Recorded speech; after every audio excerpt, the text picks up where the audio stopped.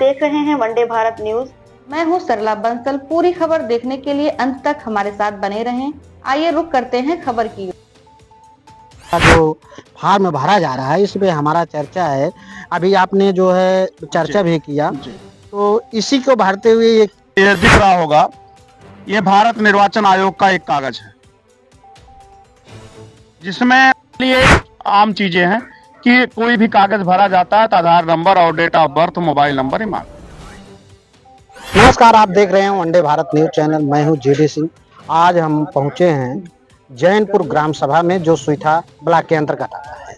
आज हमारे सामने गुरु जी रामानंद बौद्ध जी बैठे हैं। अभी संविधान दिवस के उसी जोड़ते हुए कुछ SIR पर जो है चर्चा किए थे, उसी को लेकर के हम थोड़ा सा बात करेंगे, उसके बारे में थोड़ा जानकारी देंगे। ये पेपर क्या है, इस पेपर को क्यों भरा जा रहा है, इसमें क्या हमारा अधिकार है, उसके बारे में पूरी तरह से हम जानेंगे। और इसके बारे में गुरुजी बताएंगे कि संदेश किस तरीके से समाज को मिले और क्या कहना है उसके बारे में थोड़ा सा। सर, जो आज SIR का जो फार्म भरा जा रहा है इसमें हमारा चर्चा है। अभी आपने जो है चर्चा भी किया, तो इसी को भरते हुए ये क्या हमारा इसमें क्या अधिकार है, किस तरीके से ये अधिकार मिल रहा है। अभी आश्रम कार्ड बना, अभी जो है लेबर कार्ड बना, बहुत से कार्ड ऐसे बनते चले जा रहे हैं।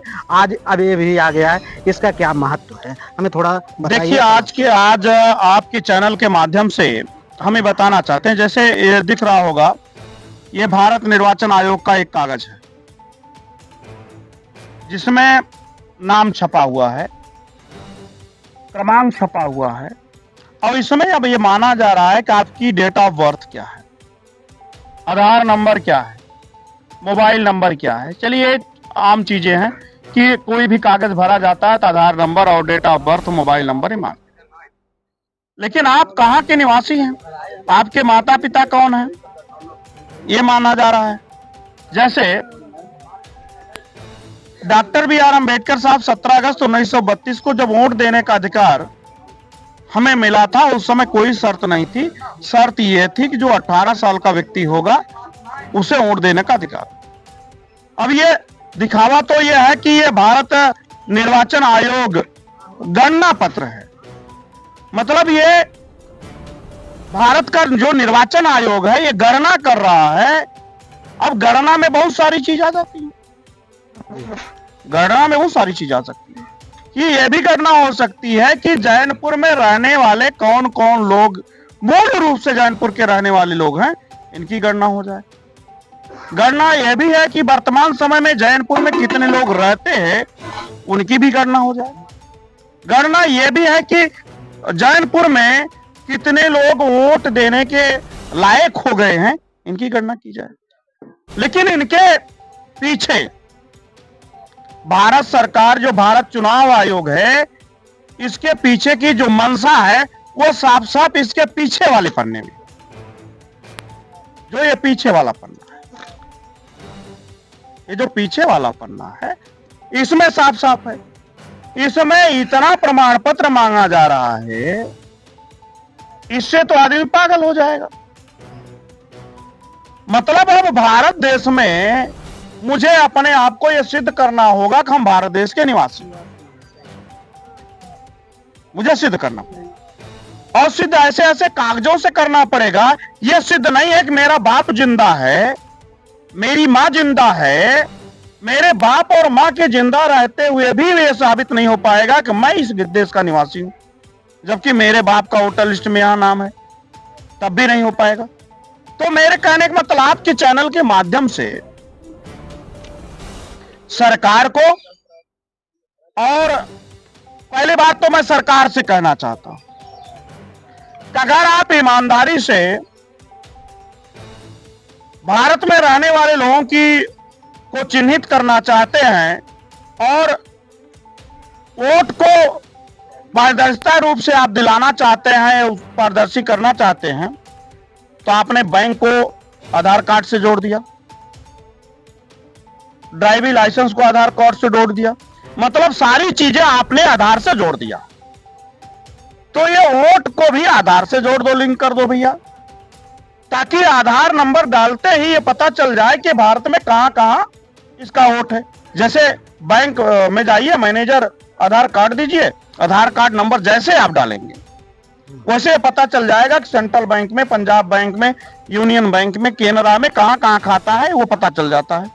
इसी तरह इससे भी पता चल जाए कि कहां कहां किस किस गांव में, किस देश में, किस प्रदेश में आप वोट के निवासी हैं। तो ये बड़ी साजिश चल रही है। ये वोट के साथ साथ नागरिकता का मामला है और जनता से आपके चैनल के माध्यम से भारत में रहने वाली, खास करके उत्तर प्रदेश में इस समय चल रहा है, उत्तर प्रदेश में रहने वाली समस्त जनता से मैं निवेदन करना चाहता हूं, बल्कि हाथ जोड़ करके निवेदन करना चाहता हूं कि सारा काम छोड़ करके ये जो मेरे हाथ में फॉर्म आप लोगों देख रहे हैं, इसको अविलंब जो भी जानकारी इसमें मांगी जा रही है, आप अपने माता पिता, मोबाइल नंबर, आधार नंबर ये भर करके और बीएलओ से एक प्रति जरूर रिसीव करा लीजिए। जैसे ये है, ये पन्ना आप बीएलओ को दे देंगे, ये दे देंगे बीएलओ को, उसका दूसरा पन्ना यहाँ बीएलओ की सिग्नेचर होगी और ये भर करके रिसीव कराइए, ताकि भविष्य में ये कोई कह ना पाए कि मैंने जानकारी नहीं दी है। वो बीएलओ को मैंने रिसीव कराया है और मैंने बीएलओ को जानकारी दी है और मेरा वोट नहीं कटना चाहिए, मेरी नागरिकता नहीं समाप्त होनी चाहिए। जैसा कि इसके संबंध में अभी हमारे उत्तर प्रदेश की जनता ध्यान नहीं दी होगी, एक अखबार पेपर में निकला था कि उत्तर प्रदेश से भी घुसपैठी बाहर जाएंगे। आदित्य योगीनाथ का बयान, हमारे मुख्यमंत्री महोदय का, आप लोग देखे होंगे, मीडिया के साथी हैं। जी जी जी। अब इस मौके पर घुसपैठी लोग बाहर जाएंगे जिस समय एसआईआर भारत उत्तर प्रदेश में हो रहा, मतलब इससे चिन्हित करके जितने भी घुसपैठी उत्तर प्रदेश में है उनको बाहर किया जाएगा और एक समय ऐसा आएगा ये घुसपैठी के नाम पर तमाम ओबीसी, एससी, एसटी को भी बाहर करने का काम करेंगे। और अगर हम लोग सही निर्णय, अभी तो मैं गांव में टहल रहा था तो बहुत सारे लोग फॉर्म लेकर के घर पड़े बैठे हैं, लोगों को बताया तक है कि ये भर के जमा करना है। उनको तो ये पता है कि ये वोट देने के लिए मुझे मिला, सही, उनके दिमाग में आ गया कि ये मुझे वोट देने के लिए मिला है, इसी से हम उठवा देंगे। तो जानकारी का अभाव है। बहरहाल तमाम अधिकारी सर इसी से जुड़ा हुआ कुछ ऐसे पता चल रहा है कि बिहार में 64,000 जो है ऐसे वोट कटे हुए हैं, उनके लिए आपको क्या? अच्छा आप ये बताइए, ये हमारे निवास करने वाली जनता ये सोचती है कि जो चुनाव लड़ रहे हैं वो लोग आए बनवाएं। अगर आपने मेरा ही मान लीजिए, मैं फॉर्म नहीं जमा किया, घर रख दिया, तो अपडेट कंप्यूटर में नहीं हुआ, वोट कट जाएंगे। अगर इस तरह से जितने फॉर्म नहीं जमा होंगे उनको काट दिए जाएंगे। और दूसरी तरफ अगर सरकार की बदमाशी होगी तो जमा करने के बावजूद भी हर विधानसभा से 10-20 हजार वोट काट देंगे।